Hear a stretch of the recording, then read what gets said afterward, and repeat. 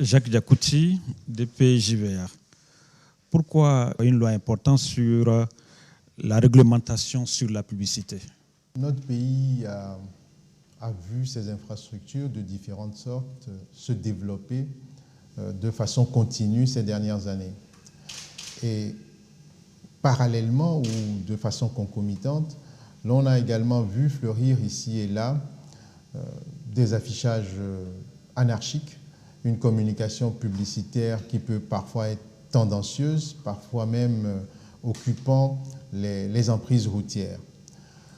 Alors, à partir de là, et en constatant un défaut d'organisation du secteur, le gouvernement a pris le parti de faire une proposition de loi afin non seulement d'encadrer le secteur de la publicité, mais de définir aussi les obligations et les responsabilités des différents acteurs du secteur de la publicité. Donc, au total, ce que l'on peut retenir, c'est qu'aujourd'hui, dans notre pays, le besoin d'encadrement du secteur de la publicité est très fort au regard de la quasi-anarchie que l'on peut observer dans les affichages pour pouvoir organiser le secteur. Revenons un peu sur la seconde communication, parlant des chambres d'atterrissage.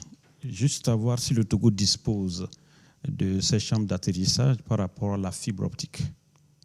L'une des ambitions de notre pays, effectivement, c'est d'avoir un niveau de digitalisation très élevé, non seulement pour faciliter les activités ordinaires de nos concitoyens, mais aussi les activités économiques, de même d'ailleurs que la relation entre les citoyens et l'État. Mais pour pouvoir y arriver, il faut disposer, vous vous en doutez, d'un niveau de connectivité très élevé. Et cette connectivité, aujourd'hui, est fournie par des câbles sous-marins. Notre pays a pris le parti de rentrer dans la boucle Equiano et pour doter, n'est-ce pas, nos compatriotes de cette connectivité. Et cette boucle, pour pouvoir l'exploiter, il nous faut avoir une chambre d'atterrage ou d'atterrissage, c'est-à-dire une infrastructure qui permet d'accueillir le câble et de pouvoir maintenant distribuer la connexion non seulement dans notre pays, mais également dans les pays voisins au besoin. Joachim Kokuloko, magazine Matinée International et journal Dunia Le Monde. Est-ce que par rapport à ce câble sous-marin, est-ce que les sociétés privées peuvent aussi faire la demande et disposer de leur câble sous-marin? Vous savez, pouvoir se brancher à un câble de ce type requiert des moyens très importants. Et c'est l'une des raisons pour lesquelles notre pays s'est engagé directement pour pouvoir avoir accès au câble Equiano. Donc, comme je le disais tout à l'heure, les infrastructures sont en train d'être construites pour que le câble puisse atterrir dans notre pays. La chambre d'atterrage est en voie de réalisation. Maintenant, est-ce que nous avons chez nous des opérateurs privés à même de pouvoir se brancher directement sur le câble? Il faut que ces opérateurs puissent se positionner, mais ce qui est clair, c'est qu'au regard de l'environnement que nous avons, notre pays ne fera pas obstacle à ce que un opérateur privé puisse se connecter. Seulement, évidemment, il y aura bien entendu un cadre à respecter où l'État aura son mot à dire, n'est-ce pas? Mais il n'y a pas de restriction absolue. Honoré Lemou, journaliste à Niwa TV. Alors, monsieur le ministre, parlant du câble sous-marin Equiano, nous savons que le 18 mars 2022, le chef de l'État avait procédé au lancement officiel. Et bientôt, cela fera 1 an. Et où est-ce qu'on en est aujourd'hui avec ce câble sous-marin? Alors, on a plutôt bien avancé, j'ai envie de dire. On a plutôt bien avancé sur le câble. Aujourd'hui, nous sommes au stade, n'est-ce pas, de la construction de la chambre d'atterrage ou d'atterrissage, parce que c'est cette chambre-là qui doit accueillir le câble et maintenant faciliter sa distribution. Les équipes techniques sont à pied d'œuvre actuellement sur la construction et la finalisation de cette chambre d'atterrage. Donc, on a plutôt bien avancé. Revenons sur la question de l'installation des usines. Est-ce que le Togo dispose d'une cartographie? Relativement à l'installation des usines et autres installations que l'on peut appeler des installations classées, aujourd'hui, nous n'avons pas de cartographie à jour des différentes unités industrielles, usines, installations classées dans notre pays. Et c'est d'ailleurs l'une des raisons pour lesquelles ce décret a été pris. Ce décret vise non seulement à organiser le classement de ces unités industrielles pour pouvoir, par ricochet, organiser leur sécurisation, mais permet également d'actualiser la cartographie et de la rendre d'ailleurs digitale pour que les interventions puissent être facilitées. Donc aujourd'hui, nous n'avons pas de cartographie actualisée de ces installations classées et ce texte nous permet justement d'aller vers cette actualisation et de la digitaliser. Revenons aux usines chimiques. Est-ce que le Togo prend des mesures pour nous prémunir d'une éventuelle catastrophe eu égard à ce qui s'est passé dans d'autres pays? C'est vrai que nul n'est à l'abri d'accidents, de catastrophes. Et pour pouvoir se préparer ou se prémunir contre de tels risques et dangers, il faut sans doute plusieurs outils. Il faut l'outil juridique, réglementaire pour encadrer, il faut l'outil technique, opérationnel également pour pouvoir intervenir. Le gouvernement a pris, il n'y a pas très longtemps, en 2021, un texte sur le transport des marchandises dangereuses. Ce texte allait dans ce sens-là. Ce décret qui est pris va également dans le sens de la prévention parce qu'il permet non seulement de classer les différentes installations à risque, mais en fonction de ces installations, d'organiser la prévention. Donc, si vous avez une installation qui est classée en risque numéro 1, il vous est imposé un certain nombre de mesures à prendre pour éviter la survenance du risque ou lorsque le risque survient pour qu'on puisse rapidement endiguer les conséquences de la survenance du risque. Mais à côté, nous avons une agence nationale de la protection civile qui est organisée pour pouvoir intervenir dans ce genre de situation. Nous avons le corps des sapeurs-pompiers dont l'opérationnalisation monte, on va dire, à l'échelle pour pouvoir intervenir dans ces cas de figure. L'actualisation de la cartographie de ces sites jugés sensibles va concourir à la prévention et aussi à l'intervention dans le cas de survenance du sinistre. Dans son discours de 2018, le chef de l'État parlait du code foncier au Togo. Il avait évoqué en disant que c'est une bombe à retardement. Nous avons, au cours de ce conseil, vous avez parlé également de ce code. Mais qu'est-ce qui justifie la modification? En 2018, le constat fait par le président de la République a commencé, sous son impulsion, à trouver quelques éléments de réponse à travers l'adoption du code foncier domanial, justement en 2018. Et ce texte-là, qui a commencé à être appliqué depuis bientôt 5 ans, a démontré d'ores et déjà quelques insuffisances et des lacunes.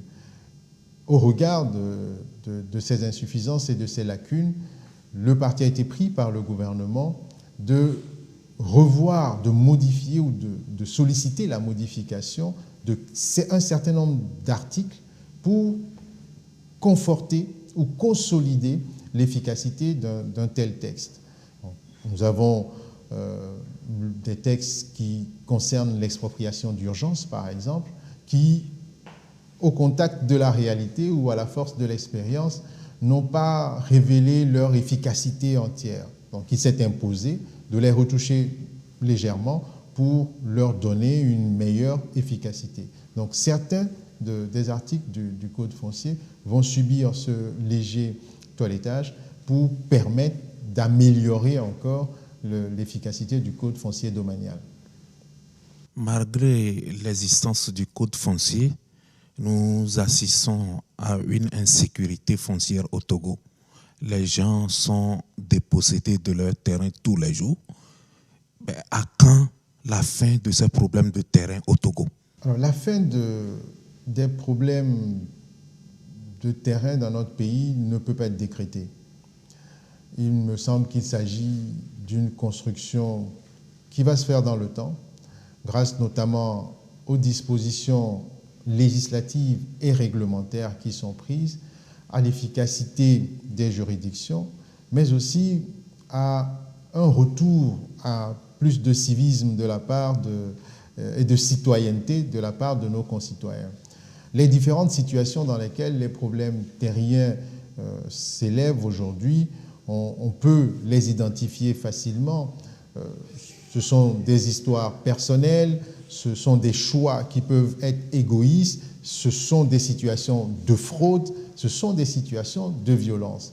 Donc, toutes ces situations sont identifiées et peuvent être connues et réglées par les juridictions de notre pays. Donc, moi, il me semble que la question foncière dans sa globalité ne pourra trouver une réponse définitive que si tous les acteurs, les propriétaires, les acheteurs, les acquéreurs, tous les acteurs du secteur foncier prennent leurs responsabilités pour jouer le jeu de la transparence, de la franchise et de la citoyenneté.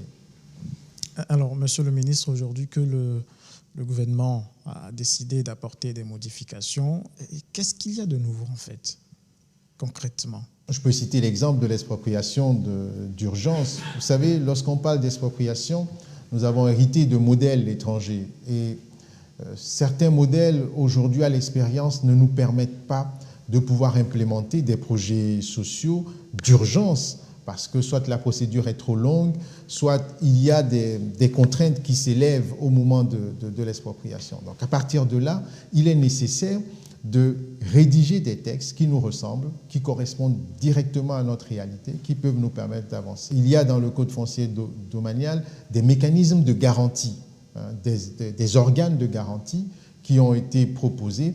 Ces organes, dans leur conception initiale, sont difficiles, voire impossibles à mettre en place en l'état actuel des choses. Donc, il faut sans doute inventer de nouveaux modèles pour pouvoir mettre en place ces organes, parce que ces organes sont nécessaires justement pour l'assainissement du secteur foncier. Donc, il y a quelques nouveautés comme celle-là qui apparaîtront sans doute dans le Code foncier et domanial nouveau.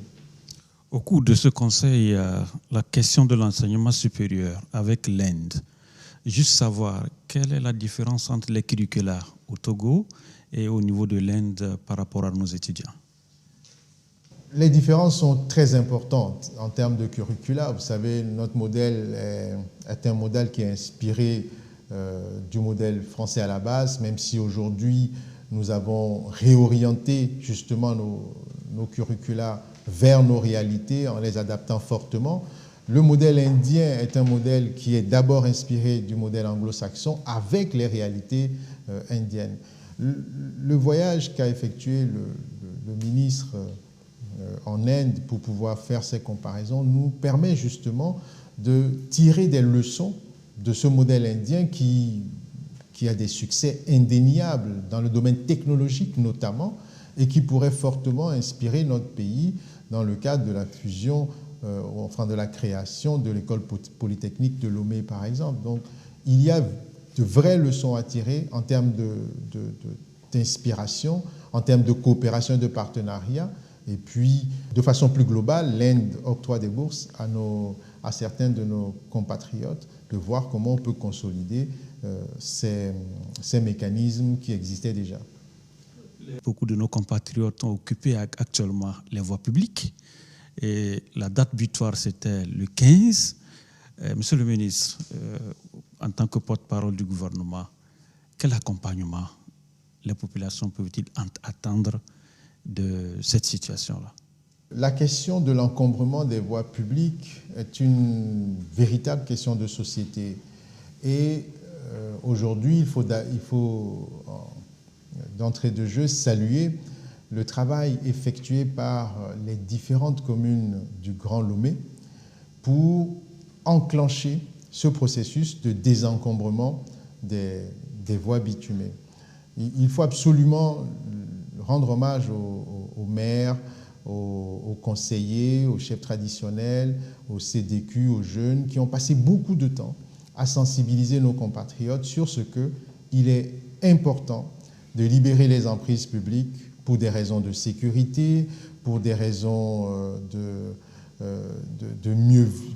vivre ensemble déjà, pour des raisons esthétiques aussi par ailleurs, mais de façon générale, ces différentes personnes que j'ai citées ont fait un bon travail. Maintenant, pour revenir plus spécifiquement sur l'encombrement des voies, le phénomène dont on parle est un phénomène qui, d'entrée de jeu, est illégal. L'emprise publique appartient à la collectivité. Et l'emprise publique permet non seulement la circulation des personnes et des biens, mais elle facilite l'intervention des secours, entre autres. Donc quelqu'un qui occupe une emprise publique est en réalité dans l'illégalité. Il y a différentes façons d'occuper. Il y a certains de nos compatriotes qui ont des boutiques et qui sortent les marchandises des boutiques, qui les déposent sur le trottoir, obligeant les piétons à passer sur la chaussée, avec les risques d'accident que l'on peut observer. Il y en a qui n'ont pas de boutique et qui s'installent délibérément sur les trottoirs et les autres emprises. Donc, il y a une situation d'illégalité. Mais le message des maires qui est accompagné, ce message-là qui est accompagné fortement par le gouvernement, c'est d'abord un message de pédagogie pour expliquer aux uns aux autres que l'occupation des abords, des voies de circulation des emprises publiques est une occupation qui génère non seulement des accidents, qui empêche la fluidité des passages et qu'il nous faut regagner les marchés. Donc, les mesures qui sont prises consistent d'abord à identifier l'existence d'autres endroits où peuvent loger les personnes qui n'ont pas de boutique et qui occupent de façon indue les emprises publiques. Et à Lomé, en tout cas dans le Grand Lomé, on a pu identifier différents marchés dont le taux d'occupation est moindre pour pouvoir loger ceux qui occupent les emprises publiques. Donc c'est un premier moyen pour répondre aux besoins de nos compatriotes qui souhaitent trouver un endroit pour exercer leur activité. Donc de ce point de vue, les emplacements continueront à être identifiés par les mairies pour pouvoir reloger tous ceux qui exprimeront le besoin. Et on observe d'ores et déjà, par exemple au marché de Douma-Cessé, des demandes qui se sont accrues pour pouvoir exercer son activité dans les marchés. Et cette occupation ne concerne pas seulement les personnes, les commerçants. On a certains de nos compatriotes qui stockent du sable de construction sur les emprises publiques, qui garent leurs véhicules sur les emprises publiques, et c'est un comportement parfaitement incivique, hein, contre lequel il faut véritablement se battre. Dans les divers, vous avez eu à plancher sur le forum des producteurs agricoles et justement lors de l'étape d'Atapamé ou bien des plateaux, le chef de l'État a eu à prendre des engagements vis-à-vis des producteurs agricoles.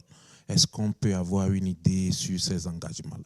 Le forum des producteurs des agricoles du Togo, une initiative du président de la République qui d'ailleurs se fait le devoir de se déplacer sur toutes les étapes. On l'a vu dans les savanes, on l'a vu dans la maritime aussi à Tchévier et le week-end dernier dans les plateaux à Atakpamé.